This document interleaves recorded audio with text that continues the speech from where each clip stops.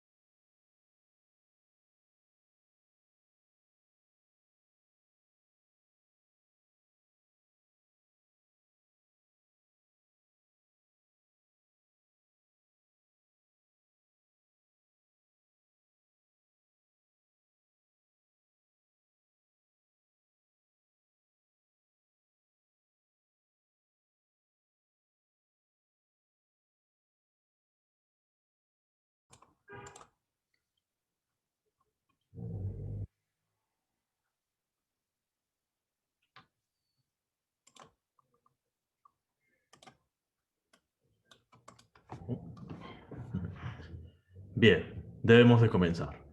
Antes de comenzar, por favor, ¿pueden ver bien mi pantalla? Si es que no la pudiesen ver, escríbanlo en el chat para ver si la configuración es correcta o hay algo que arreglar.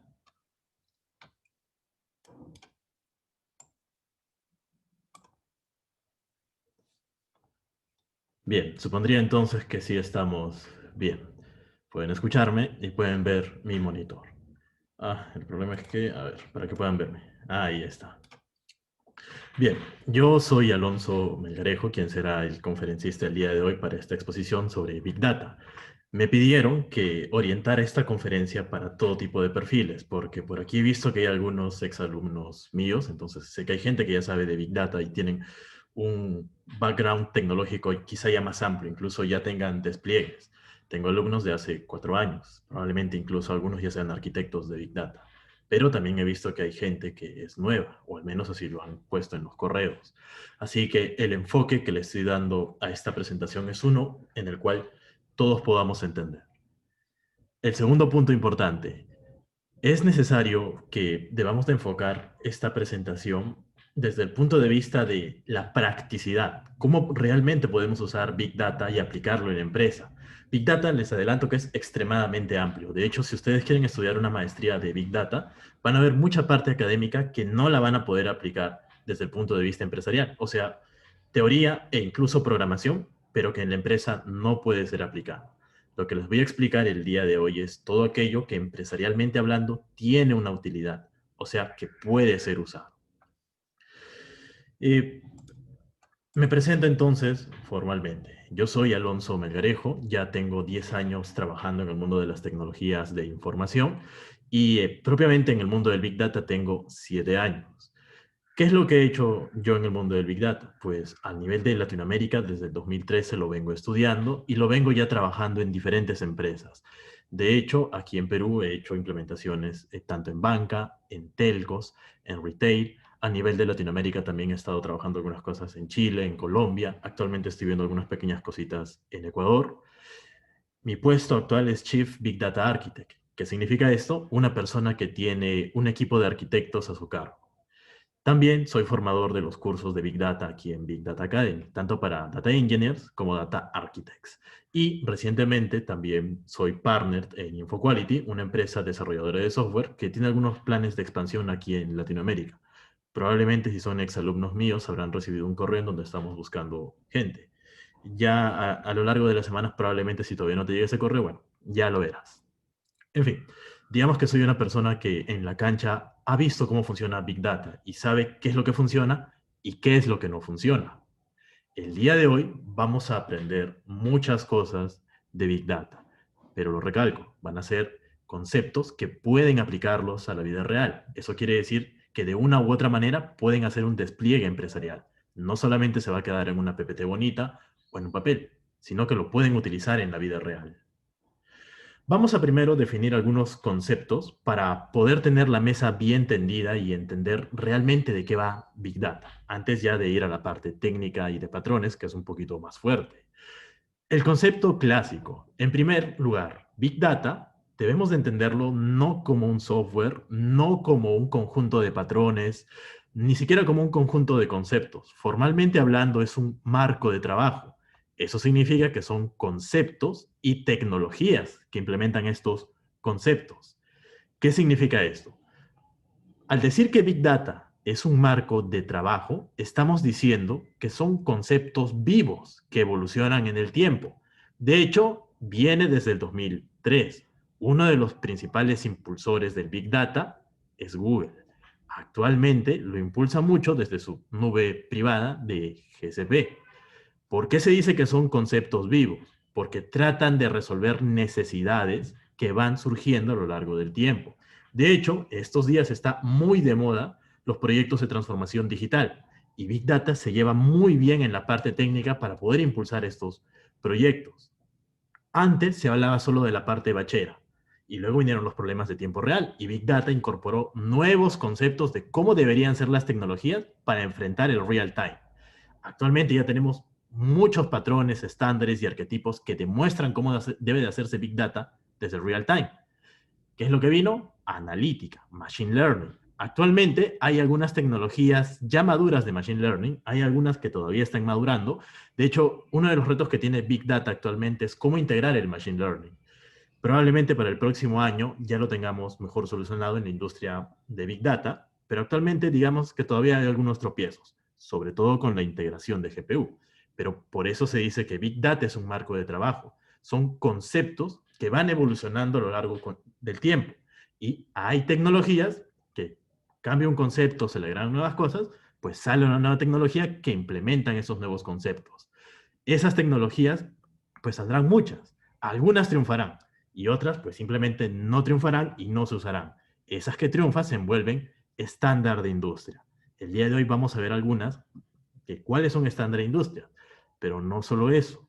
Un marco de trabajo no solo son conceptos y tecnologías que los implementen, sino también son patrones, son arquetipos, son snippets, son arquitecturas, son muchas otras cosas que debemos de entender muy bien para poder decir que podemos trabajar sobre Big Data. De hecho, ¿cuál es el principal problema que actualmente tenemos en el mundo del Big Data?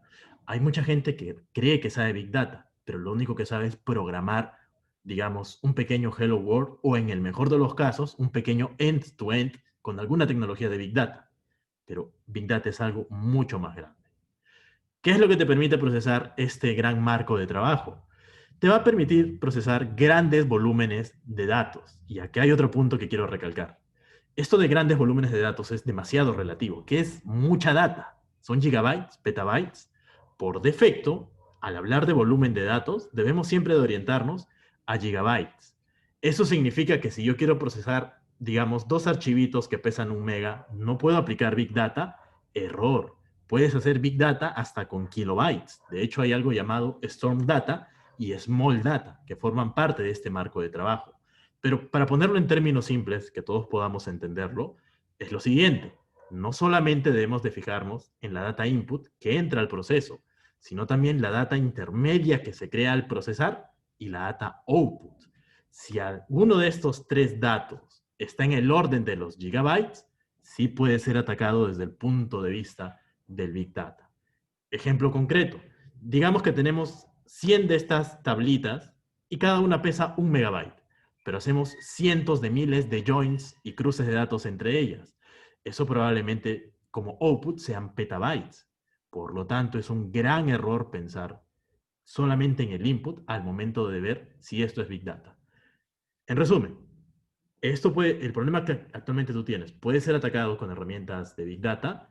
Sí. Si la data de entrada, si la data de salida o si la data intermedia está en el orden de los gigabytes, al menos una de ellas. El otro punto importante de este concepto, que probablemente algunos de ustedes ya lo conozcan, vamos a poder procesar diferentes estructuras de datos o incluso datos con carencia de estructuras.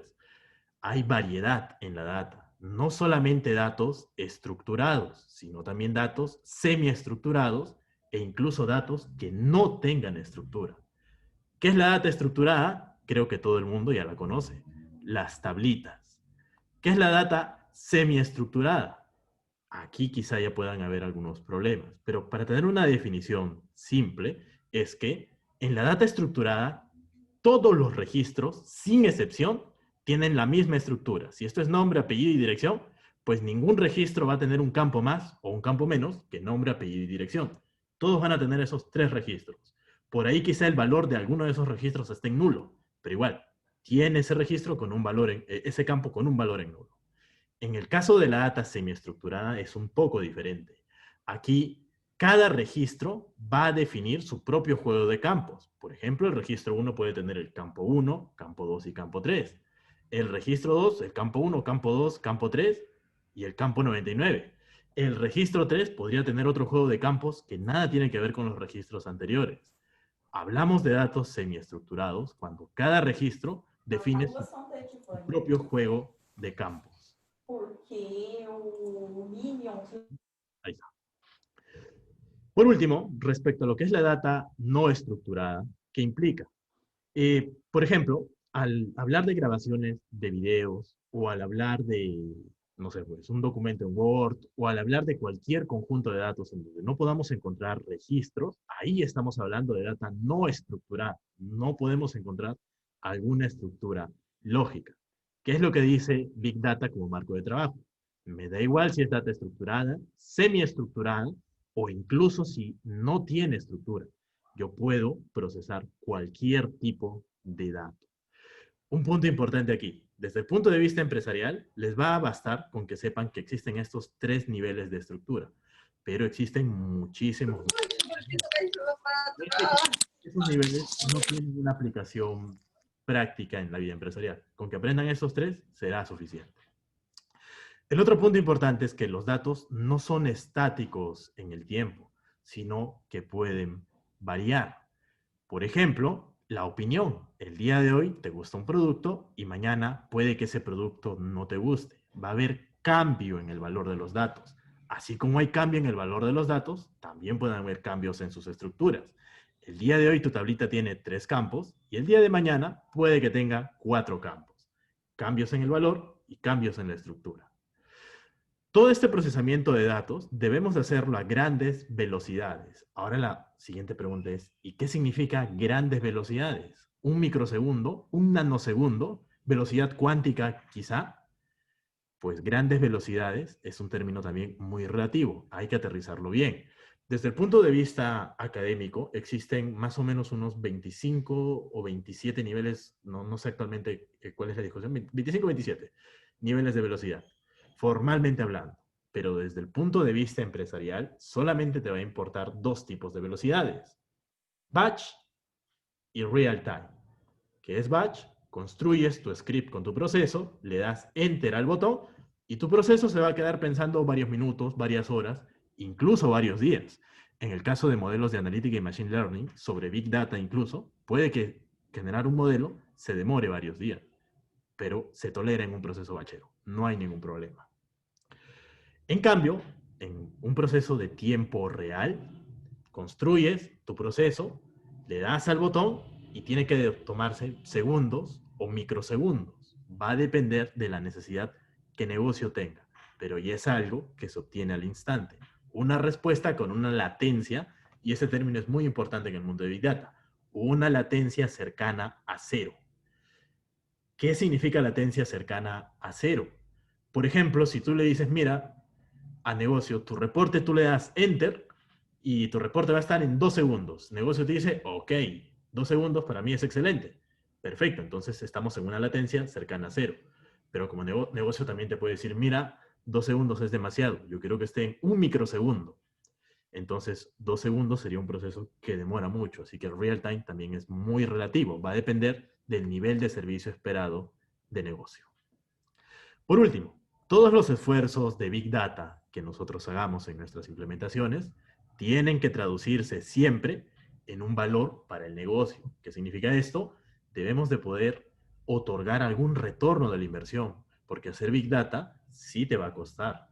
En pequeñas empresas puede que cueste algunas decenas de miles de dólares, en grandes empresas cientos de miles, en transnacionales probablemente millones de dólares.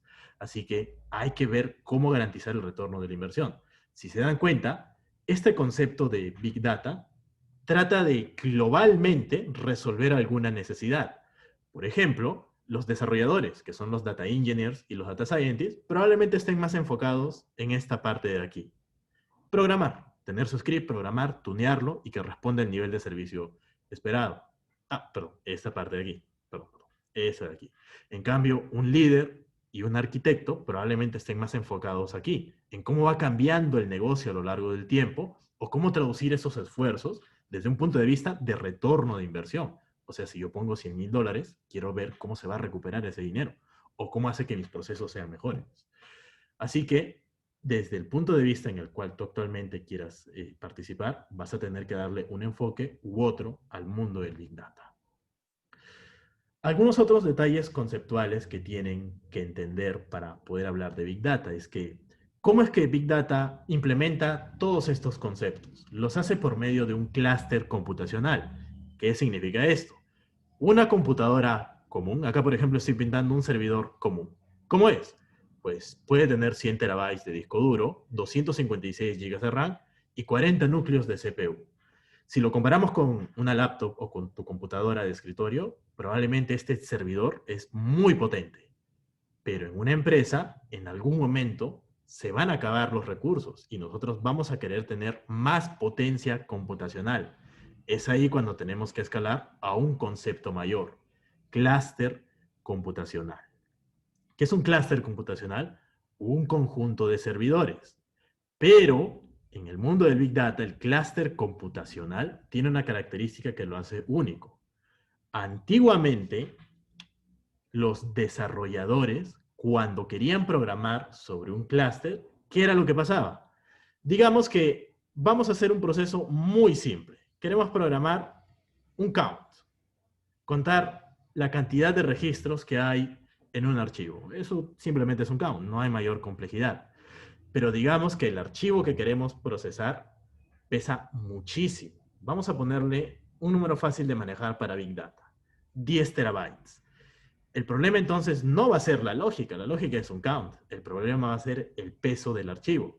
Pero como estamos en un clúster, ¿cuál podría ser la estrategia?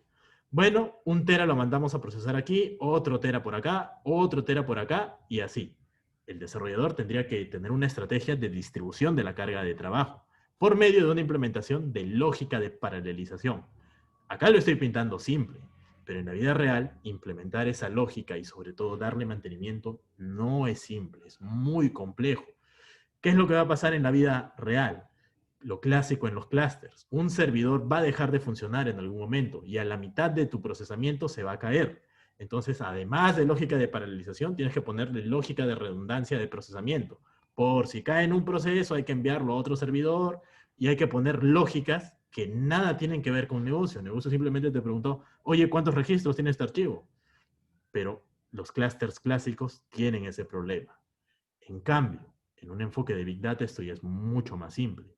Por el hecho de que los desarrolladores ya no ven a los clústeres como servidores aislados, sino que lo ven como si esto fuese una única gran supercomputadora que está a su disposición, donde esta supercomputadora es la suma de los recursos computacionales de cada uno de los servidores. Me explico. Si tienes 10 servidores en tu clúster, donde cada server tiene 100 teras, 256 de RAM y 40 CPUs, en un clúster de Big Data equivaldría a que tengas una única supercomputadora de 1000 terabytes, 2560 GB de RAM y 400 núcleos de CPU. Gracias a esto, el desarrollador implementa su lógica de negocio, el count, y el propio clúster es quien se encarga de paralelizar esa lógica. Obviamente esa paralelización no es algo que se haya implementado de un día para otro. Las formas, los estándares y los patrones de paralelización vienen evolucionando desde 2003 y actualmente se han refinado muchísimo. Uno de los ecosistemas clásicos para hacer Big Data es Hadoop. De hecho, es el que se recomienda aprender para empezar en el mundo del Big Data. ¿Por qué? Porque tanto las nubes de GCP, AWS, Azure y Huawei tienen interfaces para adaptar sus servicios basadas en el ecosistema Hadoop. ¿Qué significa esto? Conoces del ecosistema Hadoop y fácilmente vas a poder adaptar estos patrones, estándares y arquetipos a cualquier tipo de nube. Actualmente, por ejemplo, hay un antipatrón que lo vamos a ver en su momento. La tendencia es irse al cloud, pero no es irse al cloud por irse al cloud. Tienes que irte siempre con una arquitectura híbrida. Pero ya lo vamos a hablar ya más a detalles cuando tengamos mejor aterrizados estos conceptos. En fin, el clúster simplifica el desarrollo. Ahora, obviamente en la vida real no vas a hacer un count en tu lógica de negocio, va a ser un script complejísimo. Si estás haciendo machine learning, vas a tener probablemente muchísimas líneas de códigos. Pues ya te olvidas de cómo se va a paralelizar eso en tu clúster. El propio clúster lo va a resolver y tú solo te enfocas en programar. El otro punto importante que tienen que conocer es el concepto de la escalabilidad. ¿Qué es lo que pasa aquí? En un clúster tradicional, digamos que hacemos lo siguiente. Tu proceso con una CPU está tomando 3 horas. Lo pintamos aquí. Una CPU, 3 horas. Con 2 CPUs, 2 horas. Si le pongo más CPUs, se supone que se paraleliza más y va más rápido. Con 4 CPUs, se disparó a 10 horas. ¿Qué pasó aquí? Se supone que mientras más CPUs, más paralelizable tu proceso y más rápido. Pero en un clúster tradicional no hay garantía de ello por el hecho de que recordemos que la lógica de paralelización depende del programador y el programador en algún momento va a meter la pata, se va a equivocar y no lo va a hacer bien y vamos a tener comportamientos extraños de este tipo. En cambio, en el enfoque de Big Data, como tenemos un clúster que tiene ya implementados los mejores patrones y diseños en su software, vamos a tener curvas de este tipo al procesar. Por ejemplo, tu proceso con una CPU toma 3 horas, pues con 2 CPUs tomará la mitad del tiempo, con 4 CPUs la cuarta parte, con 8 la octava parte y así sucesivamente. Es un proceso escalable. ¿Cuál es el beneficio de esto? vamos a hacer una lógica de negocio muy compleja con cientos de miles de líneas de código. Y para probar le voy a poner una CPU. Ojo que en la vida real es un poquito más complejo, pero esto es solamente para que lo podamos entender. Bien, tengo mi script con cientos de miles de líneas y solo le puse una CPU y digamos que se está demorando 3 horas. Y viene el negocio y te dice, oye, el output está bueno, pero está demasiado lento. Yo no quiero que esté en 3 horas, yo quiero que esté en tan solo 1 hora. Bien, no pasa nada, como que con una CPU se demoró 3 horas, pues como tú lo quieres en 1 hora, hay que triplicar las CPUs. Y hay garantía de que tu proceso va a ir 3 veces más rápido. ¿Por qué esto es muy bueno? Porque el tuning computacional ahora ya no cae en técnicas de programación, sino que cae en el uso de recursos computacionales. Fuerza bruta, es en lo que se basa Big Data. Mientras más recursos computacionales tú le coloques a tus procesos, hay garantía que en la misma proporción va a aumentar la velocidad. En la vida real este punto, al momento de programar, puede ser un poquito más complejo, pero para eso hay arquetipos que te van a permitir programar más fácilmente. Ya los voy a mostrar también en un momento. Bien, estos son algunos conceptos muy generales de lo que implica hacer Big Data. Obviamente hay muchísimos más. Si hablásemos del mundo completamente académico, hay conceptos que actualmente están en mucha evolución. Uno de ellos, que es lo que está de moda solamente en la parte conceptual, es por ejemplo la computación cuántica y cómo Big Data puede aprovechar los conceptos cuánticos para poder hacer implementaciones aún muchísimo más rápidas. Sin embargo, son conceptos todavía demasiado genéricos. No hay implementaciones tangibles de esto. Sin embargo, ya hay algunos conceptos tangibles que han demostrado que sirven en la vida real para hacer cosas en batch, en real time, de analítica, de infraestructura, de tuning y muchas otras cosas muy interesantes. Esta es la parte académica. Y, por supuesto, en la parte empresarial no nos va a importar mucho los conceptos, sino cómo utilizar estos conceptos por medio de tecnologías que los implementen para poder hacer soluciones empresariales. Pero punto importante, aquí es donde viene el primer antipatrón. Los data engineers y los data scientists aprenden de Big Data en internet o en algún curso y ¿qué es lo que hacen? Dicen, ya sé Big Data. Error, sabes la sintaxis de las herramientas, porque lo que tienes que aprender luego son los estándares, los patrones y sobre todo los arquetipos. Los estándares son las buenas prácticas que ya existen desde hace 10 años en el mundo del Big Data. Los patrones son un conjunto de estándares expresados en un diagrama que tú vas a tener que implementar. Y solucionan problemas comunes en la industria del Big Data. También existen desde hace 10 años. No debemos reinventar la rueda. Hay muchísimas soluciones preprogramadas que podemos usar. ¿Cuál es el problema de los patrones? Que literalmente son simplemente una PPT que dice, esta es la solución a un problema. Pero lo que al final va a importar es el código. Y para eso existen los arquetipos. Los arquetipos son implementaciones de los patrones en código para que los desarrolladores, el día que tengan un problema, van a tener su librería de arquetipos y dirán, tengo el problema 1, para eso puedo utilizar el arquetipo 4. Descargará de su repositorio el arquetipo 4 y tendrá que modificar las partes del código que tenga que modificar, respetando las reglas de gobierno, seguridad, calidad y facilitamiento para el pase de desarrollo a producción, y esto facilita muchísimo el desarrollo. ¿Por qué recalco esto? No solo tienes que conocer la parte tecnológica de Big Data, sino también cómo usar bien estas herramientas para poder hacer soluciones empresariales. Este es el enfoque que quiero dar el día de hoy para poder entender cómo aplicar Big Data en la vida real. Ahora, ¿qué es lo que está de moda en el mundo del Big Data en este momento?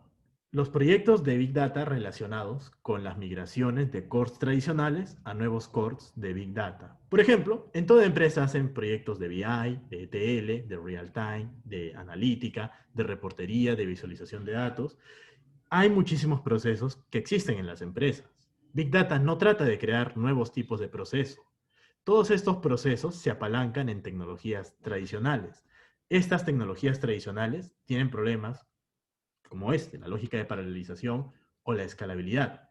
Como Big Data simplifica mucho el desarrollo de estos problemas, lo que actualmente se está haciendo es sacar estos cores tradicionales antiguos de las empresas y reemplazarlos por cores basados en Big Data, con los cuales vas a poder seguir haciendo los mismos procesos que tienes en tu empresa, pero con los beneficios que trae Big Data. Adicionalmente, Big Data también te va a abrir nuevas posibilidades de procesamiento que vamos a ver en unos momentos. Ahora, ya entendemos algunos conceptos muy generales. Les adelanto que no es toda la parte conceptual. Al final les voy a dejar un enlace para que puedan ya por cuenta propia indagar más de qué otros conceptos existen de Big Data. Un desarrollador de Big Data, un arquitecto, un data scientist, un líder, tiene que saber mucho más que esto. Pero creo que con esto ya tenemos una mesa bien tendida para poder hablar más ya de la parte tecnológica de Big Data. Acá les estoy pintando lo que en 2016 teníamos en el mundo del Big Data desde el punto de vista de las tecnologías. Habían tecnologías para desplegar infraestructura, para hacer machine learning, para programar, infraestructuras que te permitían, por ejemplo, cruzar la parte de GCP con AWS y tener arquitecturas híbridas con un on-premise, software libre, tecnologías de integración con IoT, en fin, había muchas cosas. Pero como les dije, el pliego conceptual de Big Data no es algo estático. Actualmente ha aumentado esas tecnologías y la tendencia es que sigan aumentando. El gran problema desde el punto de vista del aprendizaje de Big Data es que las tecnologías evolucionan. La sintaxis que aprendes el día de hoy puede ser diferente a la sintaxis del día de mañana. Los patrones de implementación que aprendes el día de hoy puede que no funcionen el día de mañana porque hay nuevas tecnologías que implementan las cosas de manera diferente. ¿Qué les quiero decir con esto? Si tú quieres dedicarte al mundo del Big Data, tienes que estar constantemente actualizado. Si tú aprendes algo el día de hoy en Big Data y digamos que alcanzas una buena posición como un arquitecto en una gran empresa y dices, mira, yo soy arquitecto de Big Data y ya puedo estar sentado tranquilo dirigiendo. Error. Tienes que estar formándote y la mejor formación es la que uno mismo va a hacer. No esperes siempre apalancarte en alguna consultora o alguna empresa de formación. Tienes que tú mismo ir avanzando en función de las nuevas tecnologías que salgan. ¿Por qué recalco este punto? ¿Cómo vas a comenzar en el mundo del Big Data si tú no conoces? Obviamente aprender todas las tecnologías que existen en el mundo del Big Data es imposible. Ni el mejor arquitecto del mundo las va a saber. Eso es una gran mentira. Pero lo que sí tú puedes hacer es aprender un mix tecnológico. El que yo recomiendo aprender es el mix tecnológico, como uno de sus compañeros escribió al interno en el chat, alguno basado, por ejemplo, en Hadoop.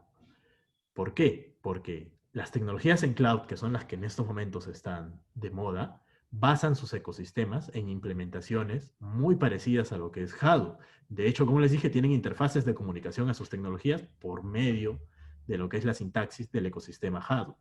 Aquí estoy pintando solo algunas. Las estoy distribuyendo en diferentes capas. Por ejemplo, hay tecnologías para capturar la data. Scoop es una que te permite hacer ingesta bachera. Kafka y Flume, por otro lado, son tecnologías para hacer ingesta en tiempo real. Por ejemplo, si tú quisieses ingestar datos de Facebook, esta sería la mejor herramienta. Si tú quisieses ingestar datos de una base de datos Oracle, quizá Scoop sea una mejor herramienta. Desde el punto de vista del almacenamiento, ¿cuáles son las herramientas bandera en el mundo del Big Data? Obviamente Hadoop, que de hecho es un gran ecosistema, no solamente sirve para almacenar. Pero Hadoop tiene una gran limitante, es bachero. Si quieres hacer cosas en almacenamiento de tiempo real, tienes otra conocida como HBase. De hecho, hay una que es muchísimo más rápida, en la cual puedes hacer implementaciones aún más veloces de almacenamiento de datos, conocida como Apache Ignite. Sin embargo, esta, por ejemplo, actualmente no se recomienda su uso, porque a nivel de clusters de Big Data, las implementaciones de Apache Ignite todavía, digamos que no están del todo estables. Hay problemas. Respecto al punto de vista de cómo procesar datos en clústeres de Big Data, aquí es donde abundan muchísimas tecnologías de lo que es Big Data y cada día están en constante evolución. ¿Cuáles son las dos más representativas? Hive y Spark. De hecho, esto es lo mínimo que se le pide a un data engineer y a un data scientist para que pueda empezar a programar en el mundo del Big Data. ¿Por qué se les pide esos dos? Porque si tú te sabes estas dos tecnologías, te va a abrir la puerta para seguir aprendiendo más. Con Hive puedes hacer cosas de batch. En la última versión que ha salido ya puedes hacer algunas cosas con baja latencia y casi real time. En Spark, por otro lado, puedes hacer batch, puedes hacer real time, puedes hacer machine learning. Incluso hay frameworks como H2O que lo complementan aún muchísimo más. Ahora, ¿qué es lo que tenemos hasta el momento? Con esto capturamos datos, con esto los guardamos y con esto los procesamos. Ahora, ¿cómo vemos los resultados de estos procesamientos con tecnologías de explotación? ¿Cuál es la buena noticia? Hay herramientas que son propias de Big Data para poder ver las resultantes de tus procesamientos. Pero la buena noticia es que muchos de los visualizadores de datos clásicos, como Tableau o Qlik, ya tienen integración con motores de almacenamiento y procesamiento de Big Data. Por lo tanto, si tú sabes motores clásicos de explotación, vas a poder encontrar conectores a repositorios de Big Data. Y para ti va a ser completamente transparente si por detrás hay un clúster de Big Data o una tecnología tradicional. Y por supuesto, no debemos de olvidarnos de la capa de gobierno y seguridad, que de esto voy a hablar más a detalle también en unos momentos. Por ahora, vamos avanzando simple. ¿Cuál es el objetivo de esto? Si se dan cuenta, aquí yo he pintado un mix tecnológico como una propuesta. Si nos fuésemos a AWS, la propuesta sería otra. Si nos fuésemos a GCP, otra. Misma historia con Huawei Cloud o con Azure. Pero, como casi todos los grandes entornos de Big Data se basan en Hadoop, la idea es apréndete un mix tecnológico en la capa de ingesta, almacenamiento, procesamiento, explotación, gobierno y seguridad, tanto para tecnologías batch y real time, desde el punto de vista de procesamiento estructurado, semiestructurado y no estructurado. El mix tecnológico que he pintado aquí te permite hacer todo eso. Si te aprendes un mix tecnológico, estás en la capacidad de fácilmente poder aprender cualquier otra propuesta tecnológica que en un futuro tu empresa necesite. Por ejemplo, digamos que tu empresa decide trabajar esta capa en la parte, no sé, pues, on-premise, esta otra capa sobre AWS y esta última capa en Azure. ¿Qué sé yo? Estoy pintando, digamos, un caso de una arquitectura híbrida un poquito real, pero para que lo puedan entender. Si tú sabes el ecosistema Hadoop, vas a poder integrar fácilmente esos conceptos y tecnologías y vas a entender lo que importa, patrones, arquetipos y estándares. Da igual si utilizas Hadoop o da igual si utilizas tecnologías propietarias de AWS. Los patrones y los arquetipos son los mismos. Ese es el punto de vista para aprender Big Data. Apréndete no en sí la tecnología, sino los patrones, los arquetipos y por ahí cómo implementar alguno de esos arquetipos ya con alguna tecnología particular. Así que lo que ustedes deben de tener en el mundo del Big Data es lo siguiente. Esto que estoy pintando es la arquitectura conceptual general de Big Data. ¿Por qué se dice que es conceptual? Porque estamos pintando las cajitas necesarias. Tiene en total 7 capas arquitectónicas. Fuentes de datos, ingesta, almacenamiento, procesamiento, explotación, gobierno y seguridad.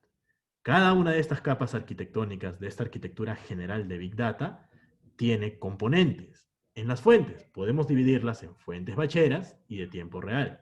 En la ingesta, pues nuevamente, bachero y tiempo real. En el almacenamiento, habrán algunas cosas en batch y también otras cosas en real time.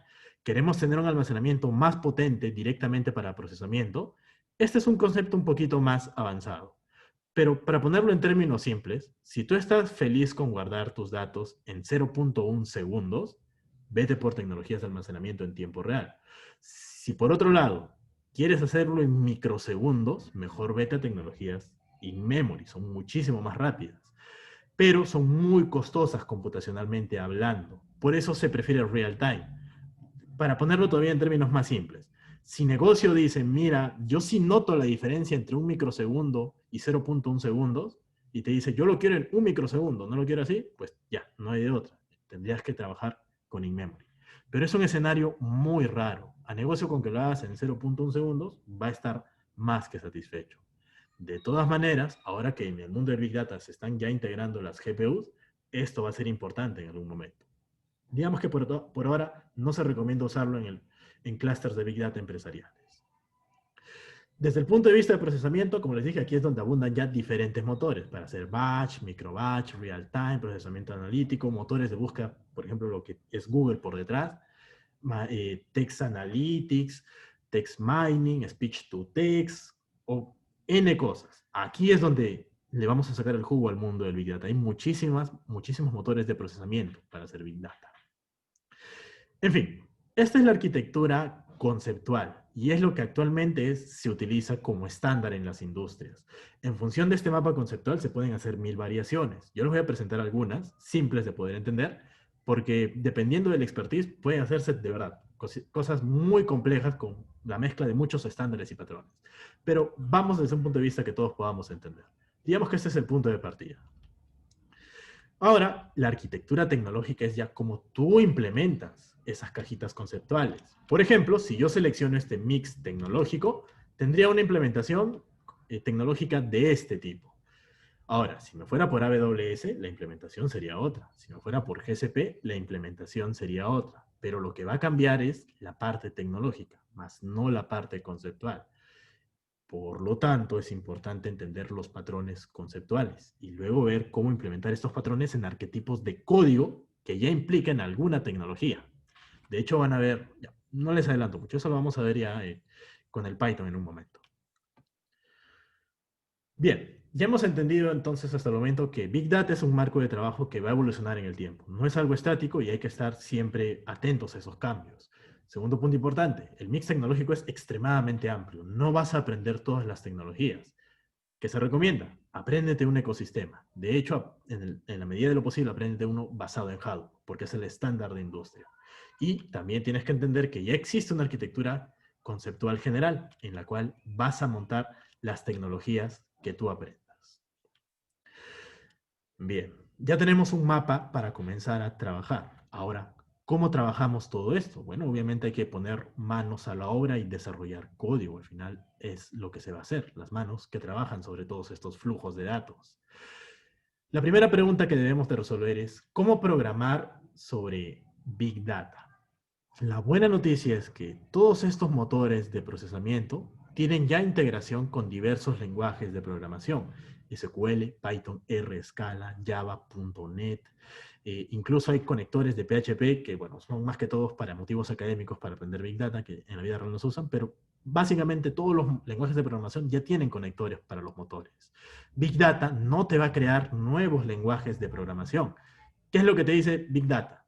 Bueno, yo sé que hay muchos developers que saben lenguajes de programación, pues utilicemos esos lenguajes clásicos.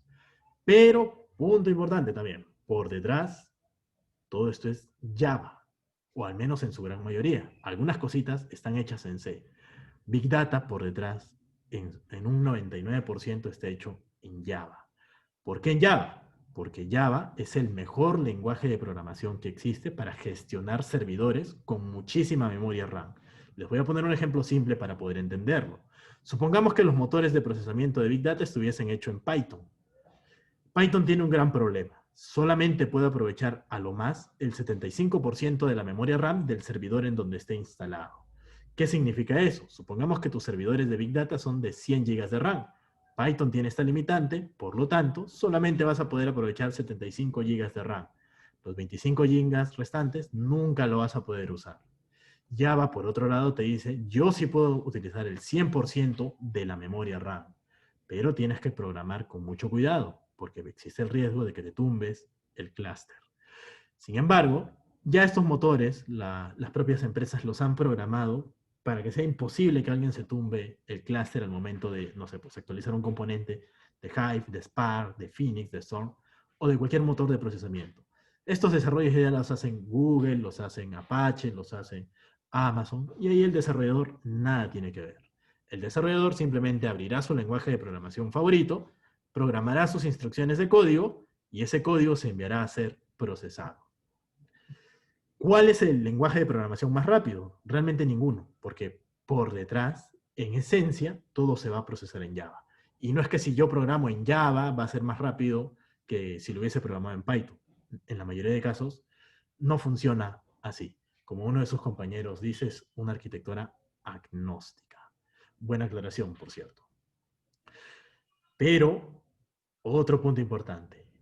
Lo que les he explicado es la regla general. Y toda regla tiene sus excepciones. Hay algunas cosas que solamente las vas a poder hacer en Java. Por ejemplo, existe un concepto muy avanzado para poder hacer un mejor uso de la memoria RAM de manera distribuida. Y esa técnica de programación solamente la puedes hacer en Java. No la vas a poder hacer en otros lenguajes de programación. Pero para la mayoría de clústeres empresariales se va a preferir mantenibilidad fácil del código. Es por eso que muchos lo hacen en Python o en Scala, o si están haciendo análisis estadístico en R, o si están haciendo cruces de datos en SQL. Es muy raro que alguien programe directamente en Java, porque es muy complejo mantener estos scripts. Programar en Java no es tan fácil. De todas maneras, bueno, ahí tienes ya tu mix de lenguajes de programación. Puedes usar el que más te guste. Y salvo a menos que estés en clústeres muy pequeñitos o en entornos de real time muy pesados, ahí ya valdría la pena ver si es mejor hacerlo en Java. Pero al menos aquí en Latinoamérica no lo he visto. En partes de Europa, en Francia en particular, sí he llegado a ver esos casos. Pero en Latinoamérica al menos por el momento podemos estar tranquilos. Ahora, el otro punto importante. Bien, ya sé que puedo utilizar el lenguaje de programación que a mí más me guste con su conector oficial. Pero ¿cómo vamos a programar? Yo les he dicho que los flujos que vamos a programar van a estar en esta arquitectura. Digamos que queremos hacer un flujo en real time. Sería esta cajita conectada aquí, luego digamos que vamos a hacer un procesamiento en real time y luego queremos pintarlo bonito en uno clásico, un clic. Perdón. Aquí, queremos pintarlo en tiempo real en clic. Digamos que ese sería el flujo que queremos desarrollar. ¿Por qué es importante entender cuál es este flujo y cuáles son las tecnologías que van a participar en ese flujo? Porque una vez que tú ya tengas definido qué quieres hacer, quiero ingestar datos de Facebook y hacer una analítica para hacer análisis de sentimientos y predecir si una persona está feliz o está triste, o no sé, pues por la pandemia quizá lo que está de moda. Hay un grupo en San Marcos que he estado ayudando recientemente para predecir si una persona potencialmente tiene tendencia al suicidio, que ha aumentado estos casos. Y en San Marcos, en una universidad aquí en Perú, hay un grupo de estudio que quiere hacer una tesis de esto. Ahora, ¿cuál era el problema con estos chicos? Que se iban directo a programar y no, hay un orden que seguir. No puedes programar directamente. Lo que tienes que hacer es construir una prueba end-to-end. ¿En qué consiste esta prueba de end-to-end? Acá, por ejemplo, estoy poniendo el caso para estos chicos. Ellos quieren hacer análisis de sentimientos predictivos para encontrar si una persona tiene tendencia al suicidio en función de los estados que publique. ¿Cuál sería el flujo? El que les pinté hace un momento. La fuente de datos, Facebook. Para ingestar en tiempo real, Kafka. Almacenamiento in memory, porque ellos pasan su premisa en que, mira, esto es académico, así que vamos a usar algo que es académico, no empresarial. Adicionalmente, queremos detectarlo en micras de segundo, porque es algo peligroso. Literalmente, la vida de una persona depende de eso. HBase también lo quieren utilizar para almacenar. Luego quieren hacer un patrón microbatch, que esto lo voy a explicar en un momento. Y finalmente, hacer un procesamiento analítico. Y ir pintando los resultados en tiempo real en una herramienta de visualización. Ese es el flujo. Bien, pero antes de hacer cosas más complejas como instalar clusters o ver gobierno de datos o ver los patrones que vamos a utilizar, lo primero que se tiene que hacer antes ya de programar los flujos reales es esta prueba, el end-to-end. Aunque sea con 1 kilobyte de datos que estamos ingestando. En la vida real, obviamente, vamos a procesar cientos de megabytes o varios gigabytes por segundo. Pero primero vamos a ver si podemos hacer el flujo completo. ¿Por qué es importante? Porque en ocasiones, dependiendo de la versión de la tecnología que tú estés utilizando, hay maneras de integrar unas con otras. Así que primero probemos si podemos hacer andar este flujo, o sea, que las tecnologías se comuniquen entre sí. Eso es lo primero. Lo segundo, una vez que ya viste que puedes capturar la data y pintarla pasando por todas las herramientas en las que vas a programar, lo siguiente que tienes que hacer es, a ver, voy a mover esto por aquí para que lo podamos ver. Un segundo, por favor. Aquí está. Bien, ya implementamos el end-to-end y tenemos las interfaces de comunicación. Ahora hay que hacer pruebas de estrés y de concurrencia. Como estamos en un caso de tiempo real, no nos van a venir registros de 1 o de 2 registros. Nos van a venir cientos de miles de registros.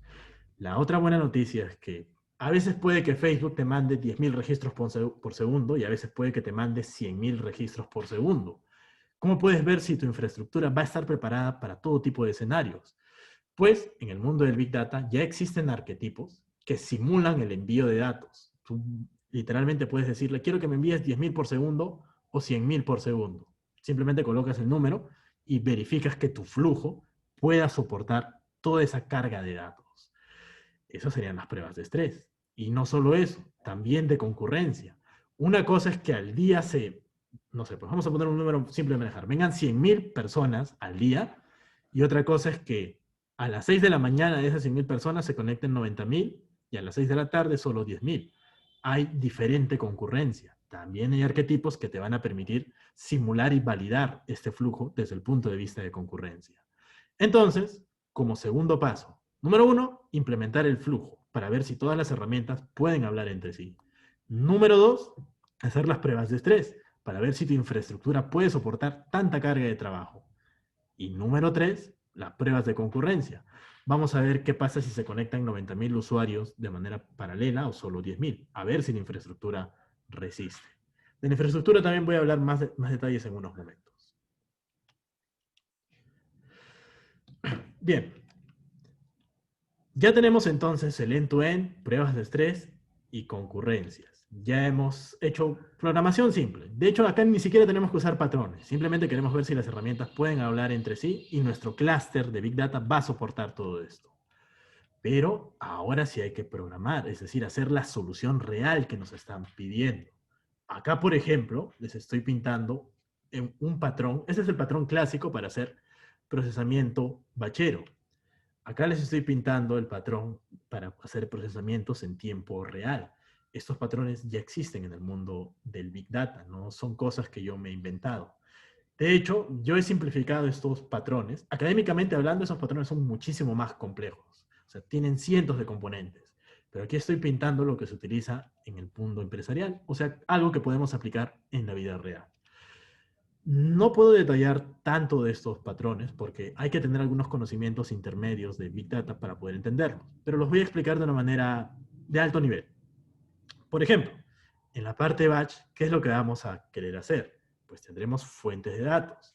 Hay que capturar esas fuentes de datos en un file server intermedio y luego cargarlos a alguna base de datos de Hadoop.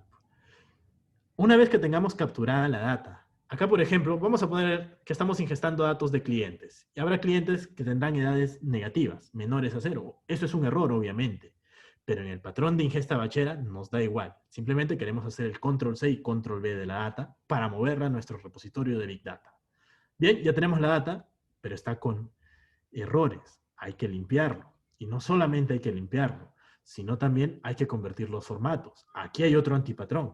Generalmente la primera ingesta se hace en texto plano, como uno de sus compañeros mencionó en el chat. Generalmente esto es data estructurada. Pero ¿cuál es el problema? Nunca debes hacer procesamiento en texto plano, sino que tienes que formatearlo a formatos de rápido procesamiento.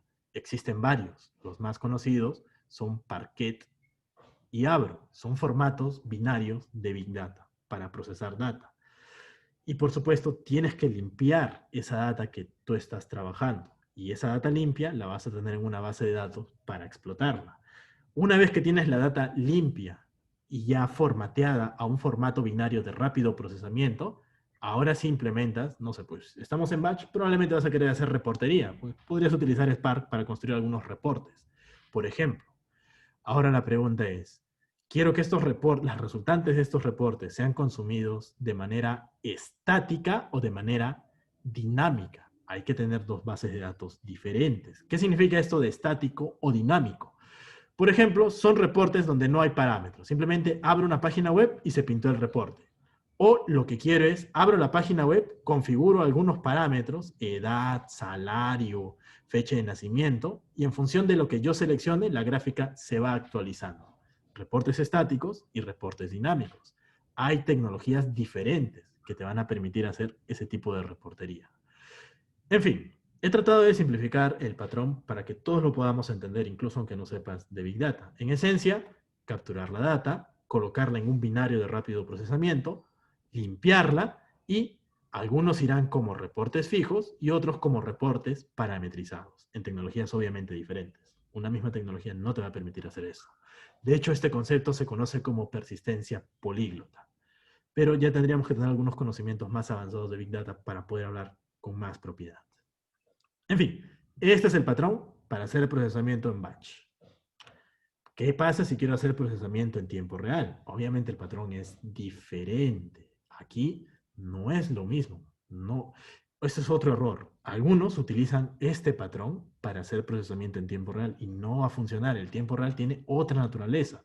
Básicamente se basa en que estas fuentes de datos cumplen el concepto de Storm Data. ¿Qué significa esto? Para ponerlo también en términos muy simples. Facebook es una fuente de datos en tiempo real porque los comentarios, puede que la gente comente a la 1 de la madrugada como a la 1 de la tarde. No hay una fecha de inicio y una fecha de fin para que la gente comente. Va a estar comentando permanentemente. Las fuentes de datos en tiempo real son permanentes en la mayoría de casos. Lo siguiente, van a haber cientos de miles de comentarios por segundo en Facebook. Cada comentario va a pesar poquísimo, 1 kilobyte probablemente. Pero en su conjunto, esto probablemente va a pesar cientos de gigabytes.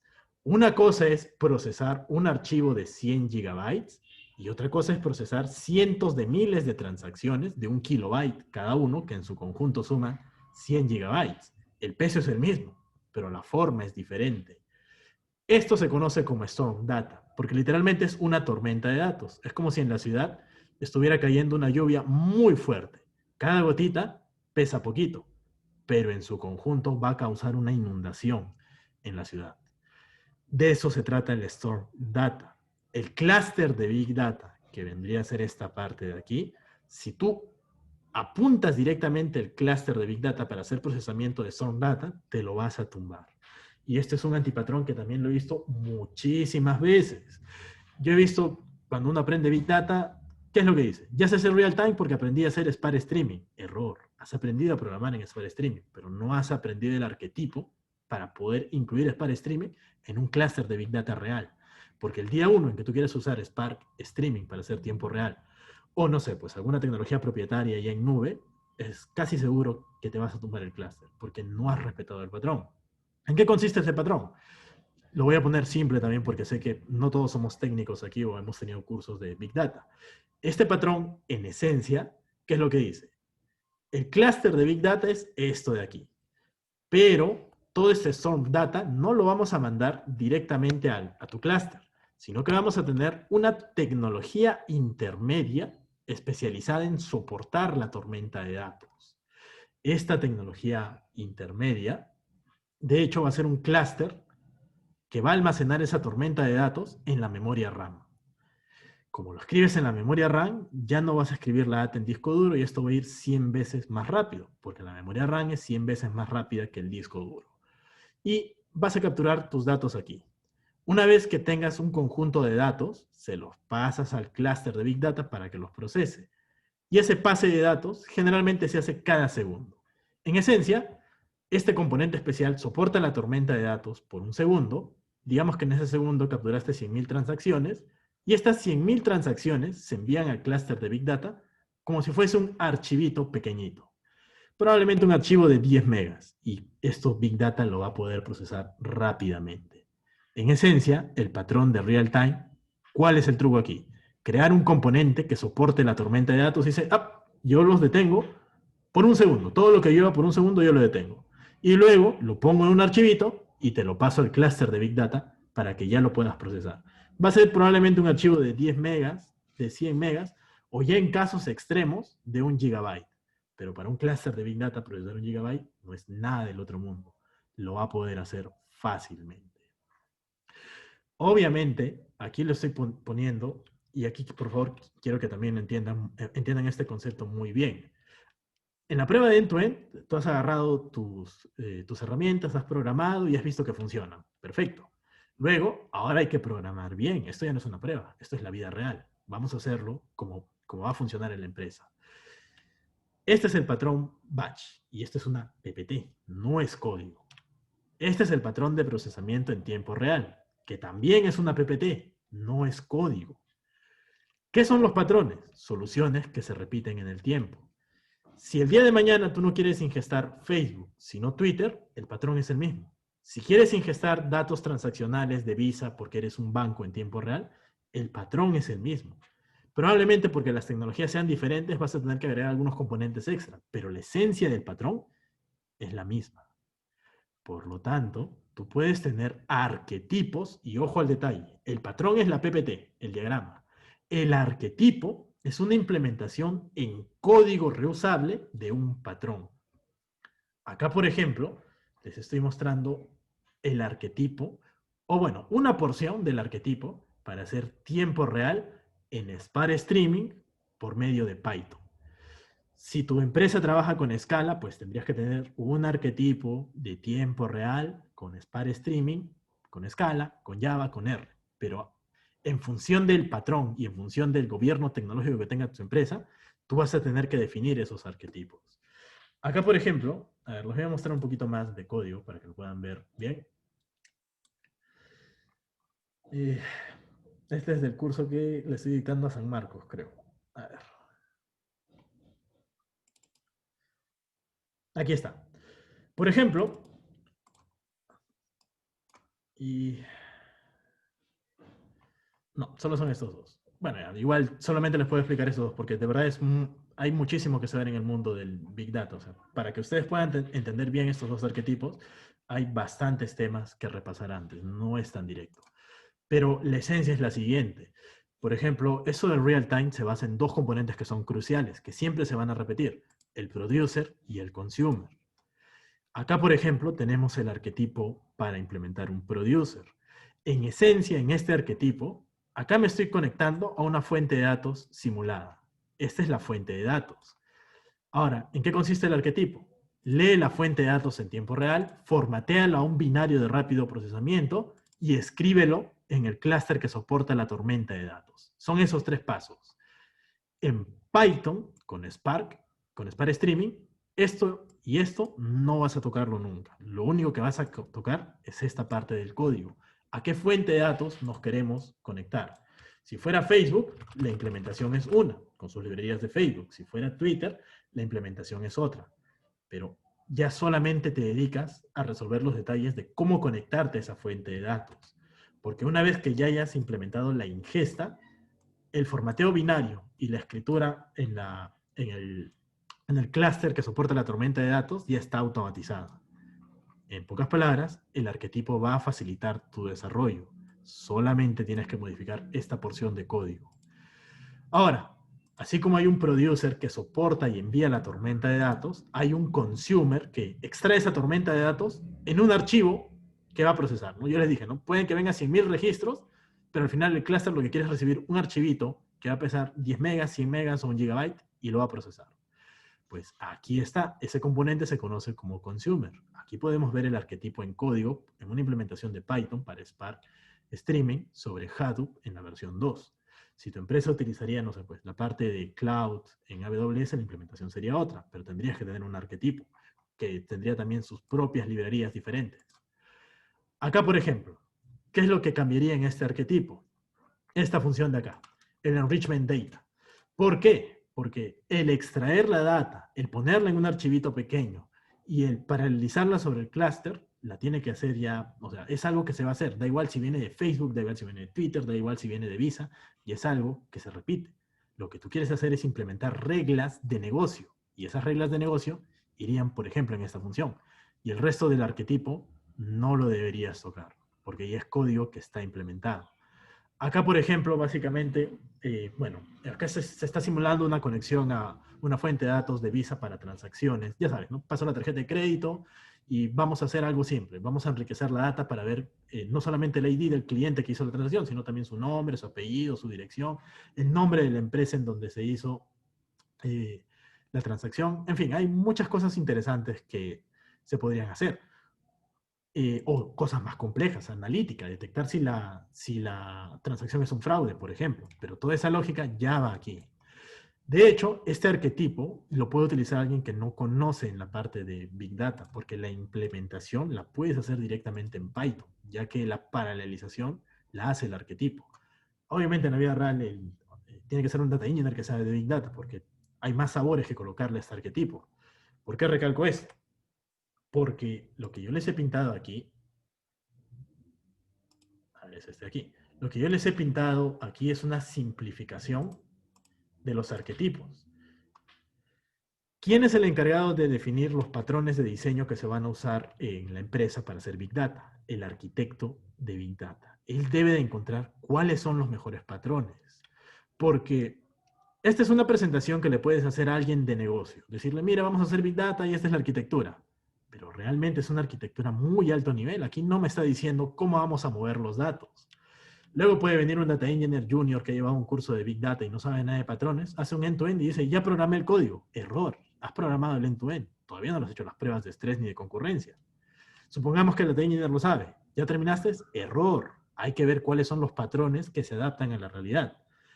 Digamos que tienes un arquitecto que sabe los patrones. ¿Es simplemente ver los patrones? No, porque hay que adaptar estos patrones a la realidad empresarial. ¿Cuál es la idea aquí? Que tú sepas cómo funciona el patrón base y en función de la realidad de tu empresa los adaptes para lo que la empresa necesita. Y una vez que ya sabes cómo funcionan estos patrones en tu empresa, porque cada empresa es una realidad diferente, hay que construir los arquetipos, porque de esta manera te vas a ahorrar bastante tiempo de desarrollo. Sufrirás la primera vez, pero la segunda vez, cuando quieras hacer otro flujo parecido, ya tienes el arquetipo de código y solamente hay que modificar ciertas partes del código. ¿Por qué es importante todo esto? Para el gobierno en la parte de Big Data. Siguiente punto importante que tienen que entender.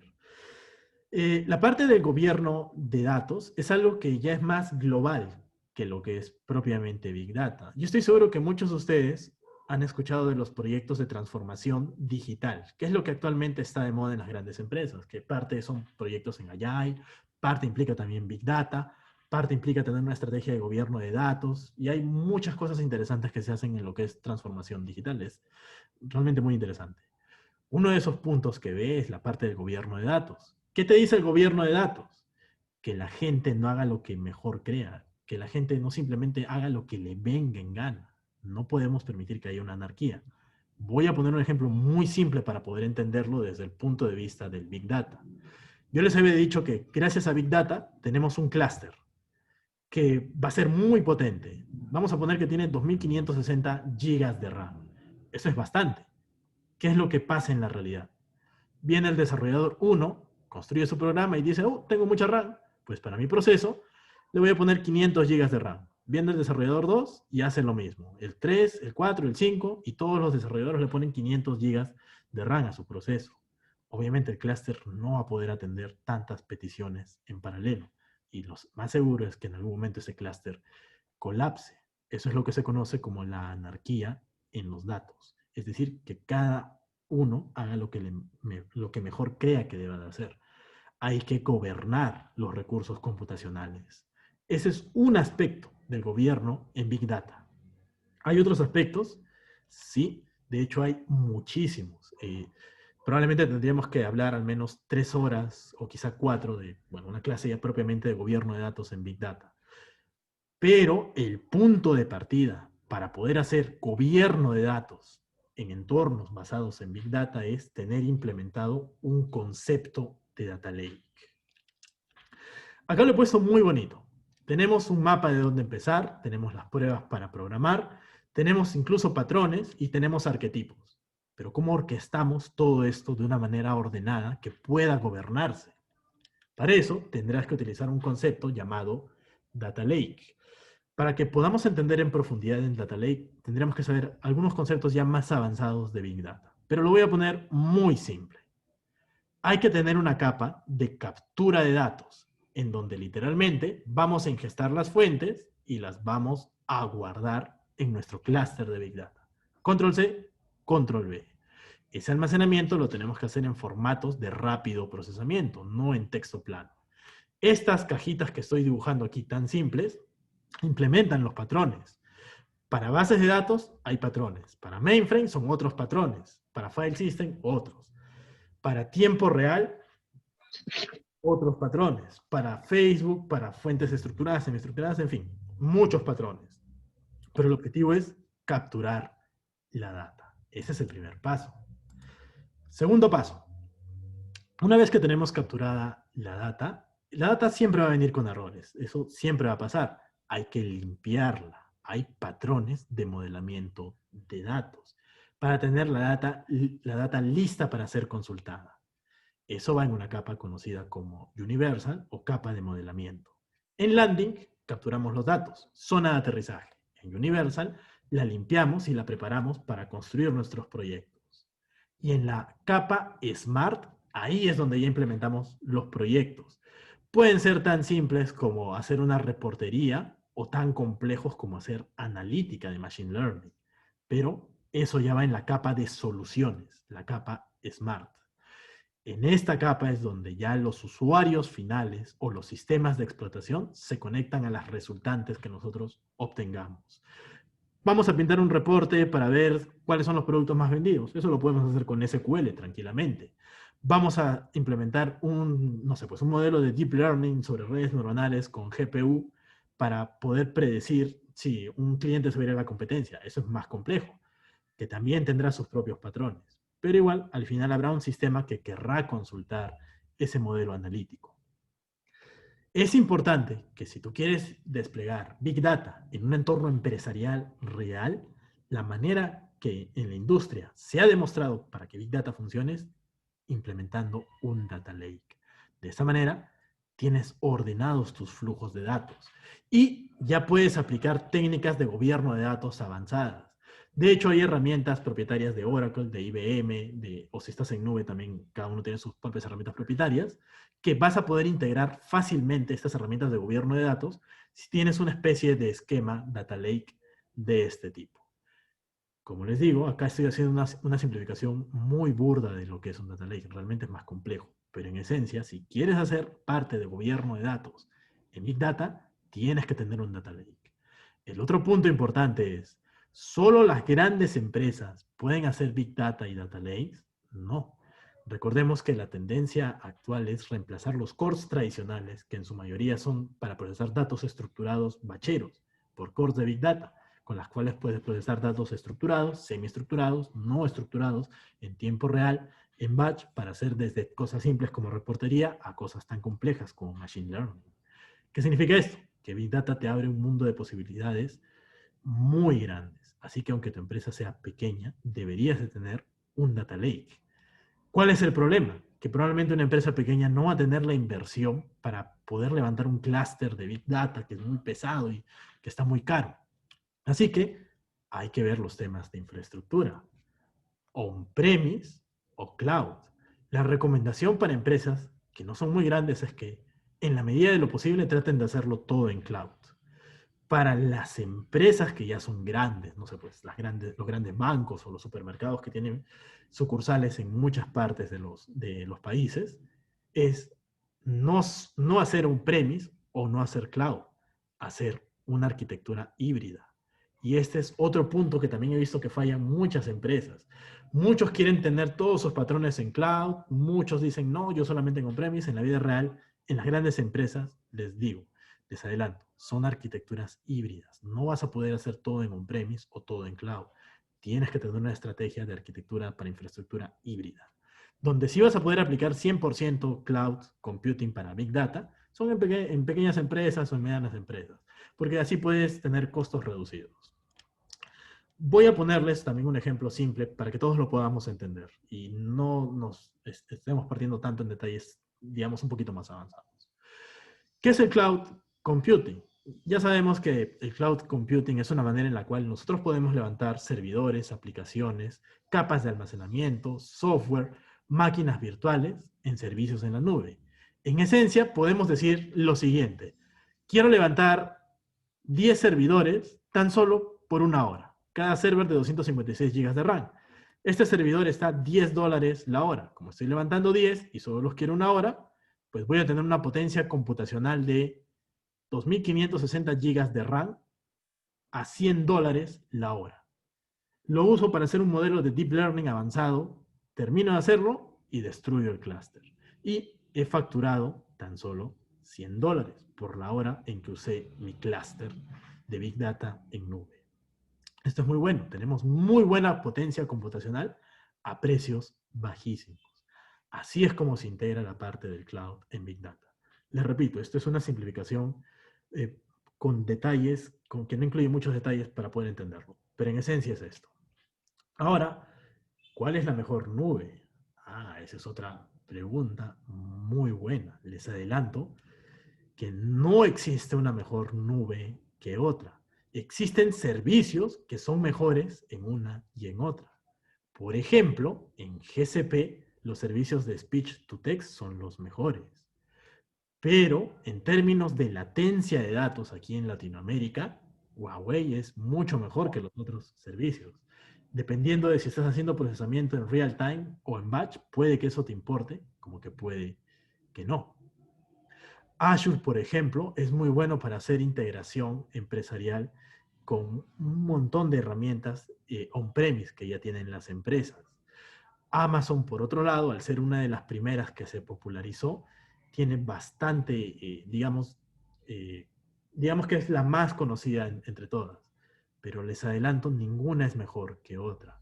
De hecho, en la vida real lo que se hace es que, eso también es otro antipatrón que he visto, no debemos depender de una sola nube.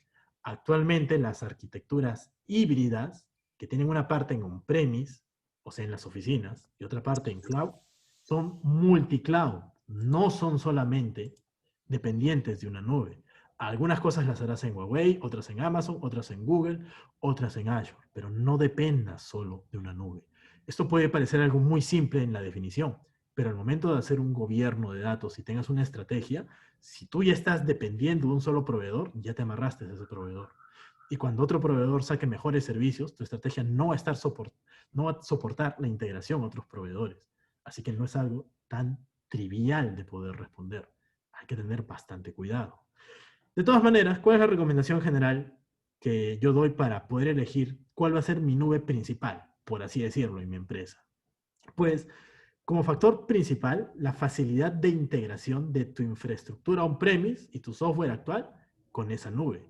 Digamos que, no sé, pues tú tienes puro software de, voy a ponerlo simple, de Microsoft, tu SQL Server, tu SSIS, qué sé yo.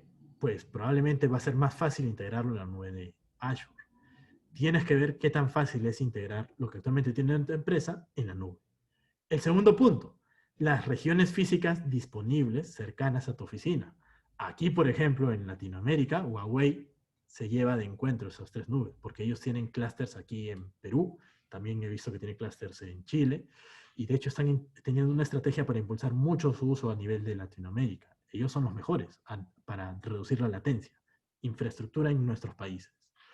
Luego también, obviamente, el soporte. Las cuatro te ofrecen muy buen soporte. Y ya finalmente vería el precio, porque primero tengo que ver si esto se va a cumplir y yo voy a poder integrar mi estrategia de Big Data en sus nubes. Si todo esto se cumple, ya, vamos a ver a cuánto me lo dejas. Y sí, ya bueno, si eres una gran empresa o una pequeña empresa, va a variar probablemente el precio, pero ya es cuestión contractual. Pero como les dije, en la vida real tenemos que tener arquitecturas híbridas. Acá, por ejemplo, nuevamente estoy haciendo una simplificación sin tanto detalle. Acá estoy poniendo un data lake sobre una arquitectura híbrida. La capa landing, la capa universal y la capa smart para el procesamiento de datos están en entornos on-premise, por ejemplo. Pero una capa experimental para crear modelos de analítica, de machine learning, de deep learning, o sea, para ver qué modelos podemos generar, cosas que todavía no son productivas. Eso, por ejemplo, a ver, voy a mover esto para que lo puedan ver. Un segundo, por favor. Ahí está. Esto, por ejemplo, fácilmente puede estar en una capa de cloud computing, en un servicio como Amazon, Azure, Huawei o de Google. ¿Por qué? Porque si nosotros queremos crear un modelo de analítica, para entrenar ese modelo podemos levantar cientos de instancias. No sé, pues nos levantamos 30 servidores. Cada uno nos facture $10 en una hora y digamos que nos facturó $300. Creamos el modelo y movemos ese modelo ya creado a nuestro entorno productivo. Esta capa de entrenamiento de modelos se presta muy bien para estar en nube, porque queremos tener potencia computacional hasta que nuestro modelo esté listo. Una vez que el modelo ya esté listo, lo escalamos a nuestra arquitectura on-premise. Acá, por ejemplo, esto es clásico en una arquitectura híbrida de Big Data. La parte de generación de modelos de Machine Learning que vaya en nube. Pero el uso de estos modelos, si queremos, lo dejamos en nube o ya lo bajamos a nuestra infraestructura on-premise.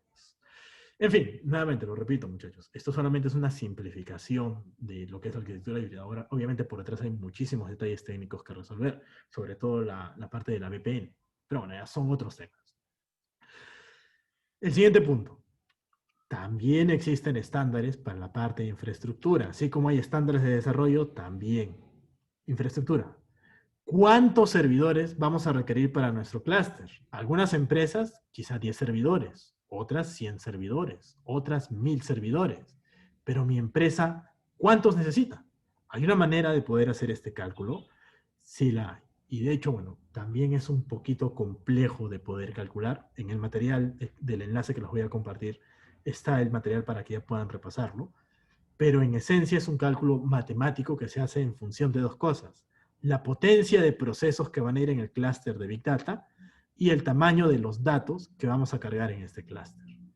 Parte de estos estándares de infraestructura ya te recomiendan cuántos nodos de procesamiento va a requerir tu clúster. Pero misma historia, en un clúster de Big Data no solamente hay nodos para procesar, hay nodos para utilizar el clúster, nodos que distribuyen la carga de trabajo, nodos que almacenan metadatos, nodos para seguridad, nodos de integración, muchísimos tipos de nodos. La buena noticia es que el estándar de infraestructura ya te define todos este tipo de nodos. Y el cálculo matemático que tú tienes que hacer es solamente para los nodos esclavos. Así que no reinventemos la rueda. Si quieres calcular cuántos nodos necesita tu empresa, ya existen estándares que te van a ayudar a hacer ese cálculo. Bien, y por último, Big Data, yo les he dicho, es un core tecnológico que actualmente está reemplazando los cores tradicionales. Con Big Data, tú vas a poder apalancar muchos desarrollos que puedas llegar a hacer en tu empresa. Por ejemplo, este es el patrón para integrar Big Data con la parte de IoT. Básicamente es el patrón de tiempo real, pero aplicado a ubicaciones físicas diferentes. Es básicamente una arquitectura distribuida a nivel pequeñito. Ya saben, esto podría ser la oficina que está en Lima, esta está en Santiago de Chile, esta está en Quito, qué sé yo.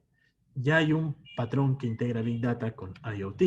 Así como podemos integrar patrones de Big Data con patrones de IoT, hay diferentes integraciones con diferentes patrones de procesos que actualmente son tendencia en el mercado empresarial. Y no solo eso, Big Data convive actualmente con otras tendencias en el mundo empresarial. Las metodologías Agile, en la cloud, por ejemplo, vemos la parte de arquitecturas híbridas, integración continua, cómo desplegar tus desarrollos en entornos productivos, dockerización, que esto es muy importante para tiempo real, o conceptos más avanzados de machine learning, por ejemplo, implementaciones de redes neurales con deep learning. Hay cosas que Big Data va a poder potenciar. ¿Por qué es importante entender esta lámina? Porque para que tú puedas decir que sabes de Big Data, no solamente tienes que saber todo lo que hemos visto en las láminas anteriores, junto con los patrones y la forma de desarrollo, sino también cómo Big Data va a hablar con el resto del ecosistema que hay dentro de la empresa. ¿Cómo atacar proyectos de Big Data desde el mundo de vista Agile? Ahí básicamente es con squads de datos. ¿Cómo atacarlo en cloud? Arquitecturas híbridas. ¿Cómo atacarlo con integración continua? Con procesos de DevOps, que básicamente es crear interfaces en Linux para que nos abstraigamos de Big Data. Con dockerización va a ser probablemente con Kubernetes sobre cloud. En fin, hay muchísimas cosas que ya podríamos hablar de cómo integrar Big Data con las filosofías que actualmente son tendencia en las empresas. Aquí estoy pintando una, pero obviamente hay muchísimas más. Bien, para cerrar entonces ya la sesión que hemos tenido el día de hoy, ¿cuál es el estado actual de Big Data en Latinoamérica? Pues la buena noticia es que hace 7, 8 años, cuando yo empecé en el mundo de Big Data, aquí en Latinoamérica literalmente no había nada. Habían estudios académicos. Actualmente hay empresas muy importantes de diferentes sectores e industrias que no solamente están iniciando proyectos de Big Data, sino que ya llevan varios años. Las más antiguas ya tienen proyectos de Big Data de hace 5 años. En Chile, por ejemplo, hay proyectos de Big Data empresariales que ya tienen 6 años de antigüedad, son los más antiguitos. En Perú hay proyectos que ya están cumpliendo 3 y 4 años. Y así, en muchos países de Latinoamérica ya hay iniciativas de Big Data, no, iniciativas no, perdón, ya hay proyectos de Big Data que están corriendo varios años. ¿Cuál es el problema? Que actualmente es muy difícil encontrar perfiles que realmente sepan Big Data. Es fácil encontrar perfiles de este tipo, que te puedan decir, mira, yo he llevado, no sé, pues, un tutorial por ahí de Spark o de Hadoop, y por ahí he visto que la sintaxis es esta y he programado. Esos vas a encontrar muchísimos, que saben, digamos, el Hello World y la sintaxis de estas tecnologías. Pero luego hacer esa traducción en flujos end-to-end, en tuneo computacional, montarlos con patrones y construir los arquetipos y decidir cuál es la mejor estrategia de implementación y despliegue sobre un data lake bien gobernado, respetando los estándares de infraestructura, integrándolo en la parte de cloud computing y viendo cuál es la mejor estrategia para hacer los despliegues e integración con otras filosofías existentes en el mercado. Ese perfil es muy difícil de encontrar y son los perfiles que actualmente son muy buscados en las empresas. En esencia, a esos perfiles se les conoce como Data Engineers, Data Scientists, Data Architects y Data Leaders. ¿Qué hace cada uno de estos perfiles? El Data Engineer automatiza los flujos de datos, el end-to-end. El Data Scientist solamente se enfoca en una parte de esa automatización, en hacer los modelos de descubrimiento de patrones automatizados, o sea, implementar Machine Learning. El Data Architect es el encargado de construir los planos arquitectónicos de qué patrones y qué arquetipos se van a utilizar. El Data Leader es el encargado de liderar los proyectos que puedan tener en tu empresa de Big Data. Y generalmente sirve de nexo con la parte de negocio para poder entender las necesidades y poder discutir con el arquitecto cuál puede ser la mejor estrategia de despliegue empresarial en la capa de Big Data. ¿Existen más roles en el mundo del Big Data? De hecho, sí, existen muchísimos. Pero en esencia, si tú quieres dedicarte al mundo del Big Data, deberías de poder encuadrarte en al menos alguno de estos 4 roles. Porque ahí existe el Data Steward, el Data Quality, el Data Governance propiamente dicho. En fin, hay muchísimos roles. Pero en esencia son derivados de lo que hace cada uno de estos 4 roles. Ya va a depender de tu expertise. Por ejemplo, si tú actualmente te dedicas más a la parte de gestión de proyectos, probablemente quieres dedicarte a este mundo. Si tú te dedicas más a la parte de arquitectura empresarial, TOGAF, arquitectura de software o arquitectura BI, probablemente quieras estar ubicado aquí. Si tú haces descubrimiento de patrones por medio de Machine Learning, probablemente como Data Scientist. Si tú eres muy bueno programando en Java o en .NET o te gusta mucho programar, probablemente puedas ubicarte mejor como un Data Engineer. En este momento es un gran momento para hacer Big Data. Se ha calculado que las tecnologías de Big Data nos van a acompañar al menos 20 años globalmente hablando. Esto es buenísimo porque tienes muy buena línea de carrera y estás a tiempo porque actualmente en Latinoamérica y en partes de Europa no hay buenos perfiles que puedan hacer todo esto del mundo del Big Data. Al final, por supuesto, también ya depende de las motivaciones que cada uno de ustedes tenga y cuál de estos roles les va a agradar. Ahora, por supuesto que en estas 2 horas que tenemos no vamos a poder hablar tanto de Big Data. Hay muchísimas cosas. Lo que les he dado es, digamos, el esbozo de todo lo que podrías hacer con Big Data desde el punto de vista empresarial. De hecho, vamos a regresar a las primeras PPTs. Si hubiésemos hablado... A ver. Aquí está. Yo me he enfocado solamente en esta parte, en la parte aplicable a la empresa. Porque si hablásemos de la parte académica, y podríamos hablar muchísimos otros temas que ya no tienen aplicación práctica. Yo pienso que si tú te quieres dedicar a los trabajos de Big Data, solamente enfócate, al menos por el momento, en aprender esto. Porque la parte académica, digamos, que desde el punto de vista laboral y profesional, no te va a dar tanto valor atrayente para una empresa. De hecho, algo que está muy estudiado ahorita es la computación cuántica. Se espera que en algún momento la computación cuántica reemplace la parte de Big Data. Pero probablemente eso todavía se dé en 20 años y ya vamos a poder hablar de, no sé, pues, latencia cero por medio de la teletransportación de datos. O incluso unos hablan de modelos de Machine Learning implementados con taquiones. Es decir, saltas un día al futuro, jalas la data del futuro y literalmente te la llevas a tu base de datos un día en el pasado. Conceptualmente hablando es posible. ¿Tenemos la tecnología para hacer eso? Probablemente nunca la tengamos. Pero bueno, si se dan cuenta son ya aspectos académicos que no tienen aplicación práctica, obviamente, en una empresa. De todas maneras, hay un enlace que les voy a compartir con la PPT y la grabación el día de mañana. Está en la PPT para que ustedes puedan acceder y ver más material y ver qué tan amplio es este mundo del Big Data. Ahora, también el día 26 de septiembre, este sábado, claro, este sábado que empieza, voy a estar dictando, bueno, es tradición ya en Big Data Academy, el curso de Big Data, y veo que hay varios de mis alumnos también en esta presentación. Si tú ya quieres aprender todo lo que hemos visto acá, desde el punto de vista de la definición hasta el punto de vista del despliegue, los patrones, arquetipos, ya de manera más pausada, porque bueno, en 2 horas hay mucho que decir y poco tiempo. El día 26 de septiembre, Big Data Academy va a empezar el programa de especialización en Big Data. En la PPT también puedes encontrar la página web del curso, el temario, y si quieres hacer alguna duda, le puedes consultar por Facebook a los Community Managers para que ellos amablemente puedan resolverlo. Y el otro punto que también me dijeron es que aquellos que se hayan registrado a esta conferencia les van a enviar el código de descuento para obtener un descuento adicional. Bueno, todos esos detalles ya se los va a enviar la secretaria el día de mañana junto con la PPT, el video y los materiales extra. Ahí pueden consultar directamente al Facebook si quieren saber más. Bien, con eso estaríamos acabando la conferencia del día de hoy. Y ahora, en estos últimos minutos que nos quedan, vamos a ver si hay algunas dudas. Antes de activarles el micrófono, vamos a ver qué hay por acá. A ver.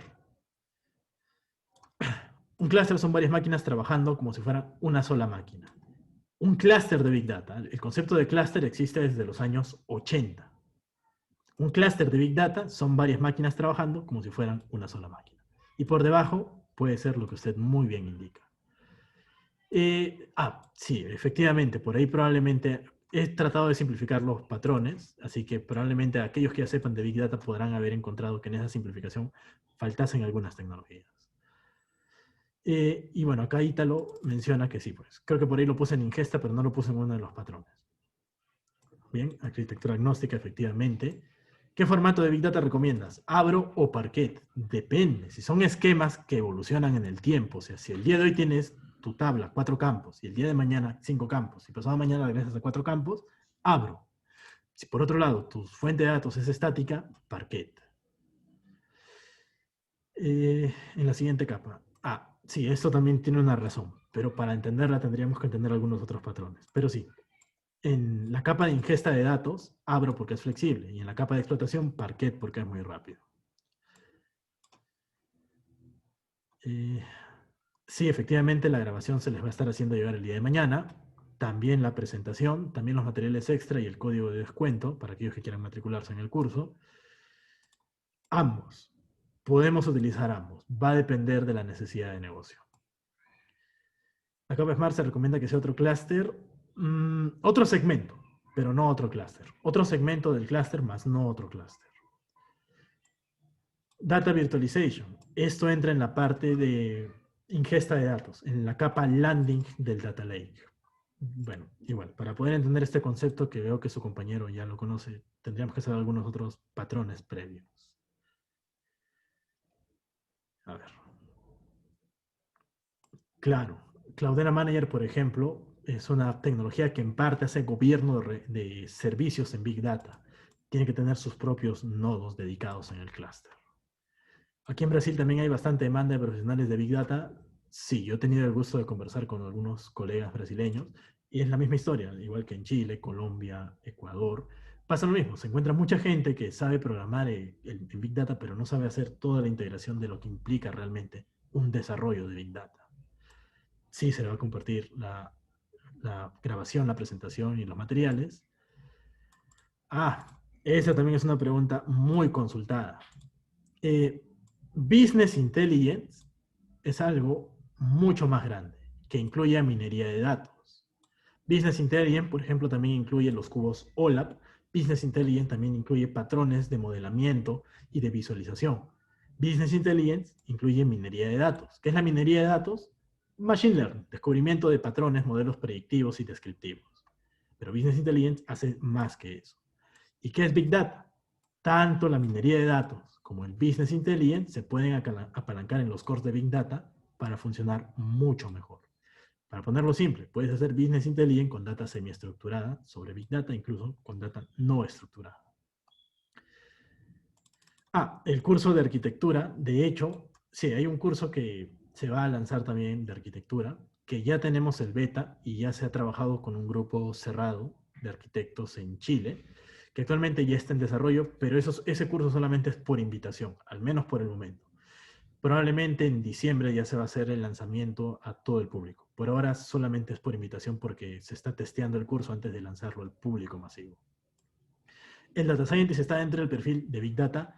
Claro que sí, porque para hacer minería de datos y Machine Learning tienes que apalancarte sobre Big Data para poder encontrar todos los beneficios que el Big Data te puede dar.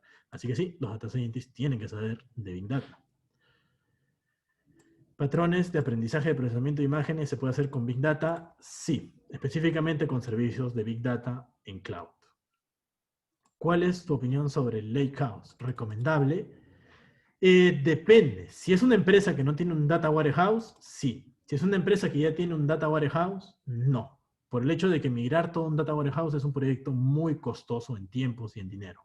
Si tu empresa no tiene un data warehouse, puedes irte por un lakehouse. Si no tiene un data warehouse, perdón, si ya tiene un data warehouse, no te lo recomiendo. ¿Cuánto sería la inversión aproximada del curso de arquitectura? Eso también es algo que los de marketing van a tener que resolver.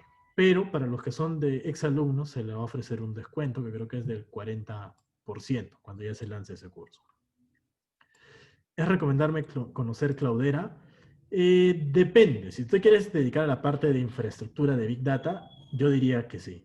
Si tú quieres ser un desarrollador de Big Data, un Data Scientist, un Data Architect, un Data Leader, yo diría que deberías de conocerlo superficialmente, pero no tanto los detalles.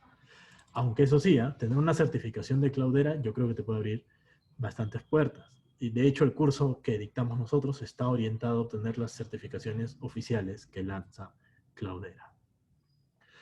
¿Un hub de datos o un data hub viene a ser un data mart? En esencia sí, o sea, en esencia para la explotación de los datos que se va a hacer, sí. Por detrás las implementaciones son un poquito diferentes, pero al final la explotación en esencia es la misma. Bien, son las preguntas que habían en el chat. Ahora, si quieren hacer otra pregunta, pueden activar su micrófono o si quieren, pueden seguir escribiéndola en el chat. Buenas noches, Alonso. Buenas noches. Yo tengo una pregunta. Yo ya trabajo con Big Data algunos años, haciendo así captura dos datos, gestión dos datos, limpieza, procesamiento, refinamiento de los datos y colocando ese dato ya pronto para consumo en una capa de consumo, né? Para uma área de negócio, para um data science, né? Mas, ¿qué pasa? Por ejemplo, ahora yo estoy en un proyecto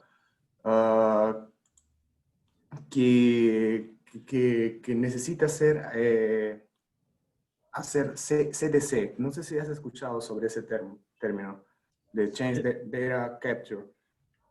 Change Data Capture. Claro, para hacer las actualizaciones, por ejemplo. Exacto. Por ejemplo, yo tengo ahora un RDS en Postgres, okay, una tabla, por ejemplo, ¿no? Que es una tabla transaccional que a cada minuto tiene inserts, tiene updates, tiene deletes. ¿Cuál sería la mejor forma de replicar esa tabla de mi sistema transaccional para un ambiente Big Data? Por ejemplo, puede ser una landing zone, ¿no? Claro. La primera capa de mi arquitectura, por ejemplo, ¿no? ¿Y cuál es la latencia esperada por negocio? Cada segundo. Entonces, negocio dijo así, yo quiero ese dato en real time. Pero... Aunque lo entregues en un segundo, supondría que estarían felices. Sí, claro. Yo lo vería algo así, más o menos. Es Postgre. Sí. Bueno, supondría que tendrías que, en esencia, obviamente tendrías que tener acá el trigger que detecte esos cambios, sí o sí, porque eso, bueno, lamentablemente Big Data no lo va a poder hacer. Tiene que estar en la propia tecnología que vayas a usar.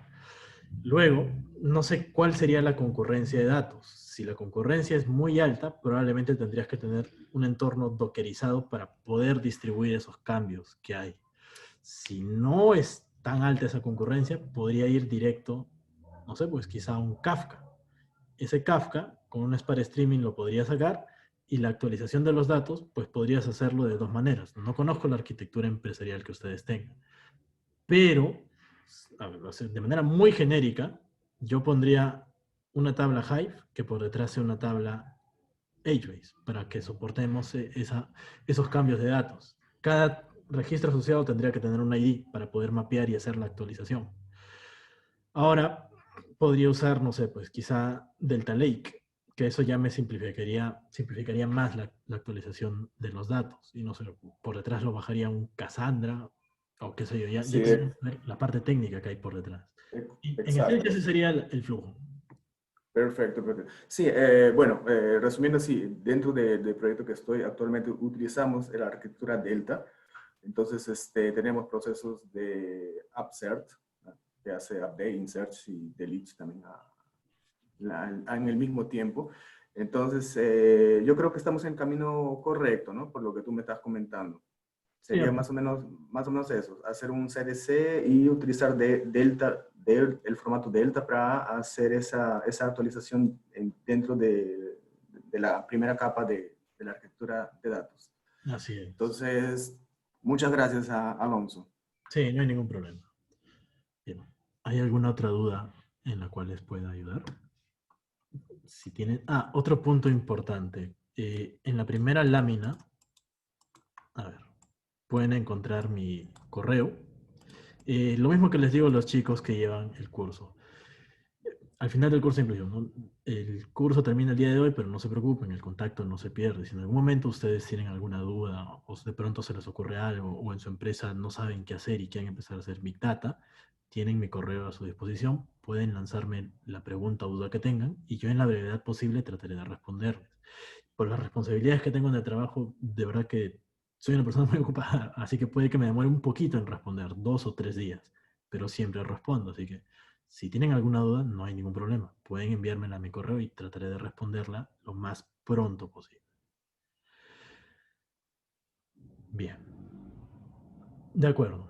Damos entonces por... a ver, una última pregunta. Cloud PubSub de GCP es como un Kafka, pero sin que se caiga. Ese es otro punto importante. La parte de real time se recomienda que esté en nube para la parte del soporte de la tormenta de datos. ¿Por qué?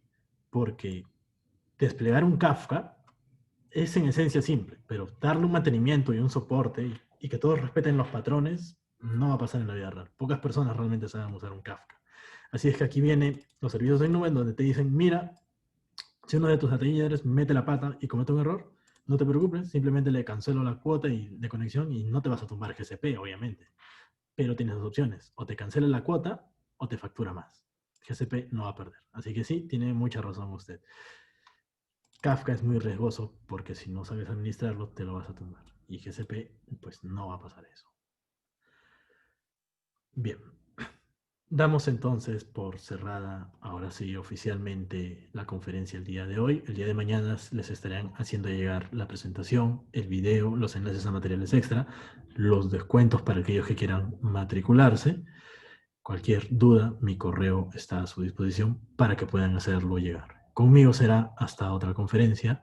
Espero que estén muy bien con sus familias en su casa y estamos en contacto. Cuídense mucho, por favor.